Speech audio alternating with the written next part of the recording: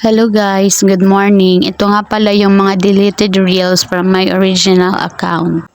Halos lahat ng reels ko doon dinilit ko na. Nagka-violation kasi yung main profile ko. Kaya dinilit ko na lang to lahat. Di ko naman alam kung saan ako nagka-violation. Di kasi sinasabi ni Meta. Ang hirap kasing i-let go yung mga videos ko. Yung tipong ibubura mo na lang permanente. Gusto ko siyang i-retain kasi sayang naman yung mga memories lalo na't mga bata pa sila dito. Gusto ko sa paglaki nila may panoorin sila na ayan, ganyan pala ako nung bata ako. Mga videos kasi ito ng mga anak ko, sa tatay ko at sa nanay ko. Kaya i-re-upload ko na lang sa ibang account. Nakaka-stress na yung main profile ko, hindi na siya healthy. Marami na nga akong isipin, dumadagdag pa siya kaya hinahayaan ko na lang, di ko na lang siya masyadong ina-open, tinitingnan ko na lang kung ano yung mga notifications doon. Ito nga pala yung bago kong page, sana masuportahan nyo ako guys. Madaling araw ko pala itong vina-voice over kasi tulog pa yung mga junakis ko. Pag nagigising kasi ako ng around 2 AM or 3 AM, hindi na ako niya nakakatulog pabalik. Di ko alam kung bakit, siguro sa daming isipin o sa daming problema na kinakaharap ko ngayon. Lalo na hindi ko nabayaran lahat ng dapat kong bayaran.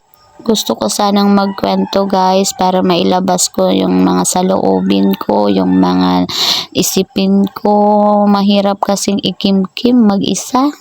Kahapon kasi guys, pumunta ako doon sa company saan nakasangla yung ATM ko. Oo, tama yung narinig nyo guys, nakasangla yung ATM ko. Alam nyo, di ko alam, nakakalungkot or naaawa lang ako sa sarili ko.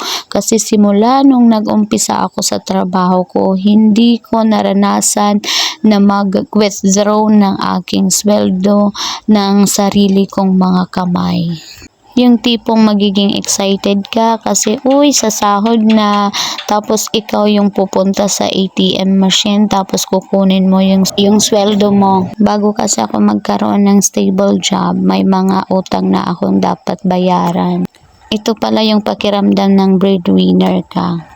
Yung ikaw yung magiging pag-asa nila na makaahon sa kahirapan. Tapos hindi mo natupad. Kaya ayun, nung nalaman ko na makakain na ako sa public, grabe ang sobrang saya ko noon. Sabi ko sa sarili ko, ito na yung pinapangarap naming buhay. Pero mali pala ako kasi hindi ko siya na-manage ng mabuti. Yung tipo ba na pagdadating ng pera mo, alam mo i-budget to ng wise ba? Siguro dahil hindi pa matured yung isip ko noon, hindi pa masyado yung kaalaman ko sa budgeting or sa pagmamanage ng pera. Nung nag-uumpisa ako noon sa trabaho, yung tipo na isang taon ka pa lang sa serbisyo, 2 taon sa serbisyo, ang daling makakuha ng pera. Pero pagdadating ng pera, di ko alam i-budget. Gastos lang ako noon ng gastos. Bigay ng bigay. Pag nangangailangan ng pera na wala pang sahod, utang doon, utang dito. Ewan ko, di ko alam ba't yun nangyari sa akin. Kaya sobrang pagsisisi ko ngayon, talagang nasa huli ang pagsisisi. Ngayon, yung bonus ko, 8K na lang yung natitira.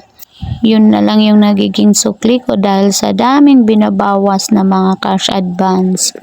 Pero sa kabila ng mga pagkakamali ko, alam ko hindi pa rin ako pinapabayaan ni God.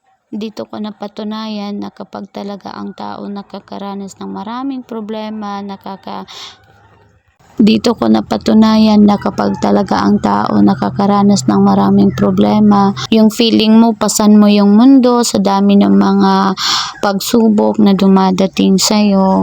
Doon ka lang nagiging malapit kay God.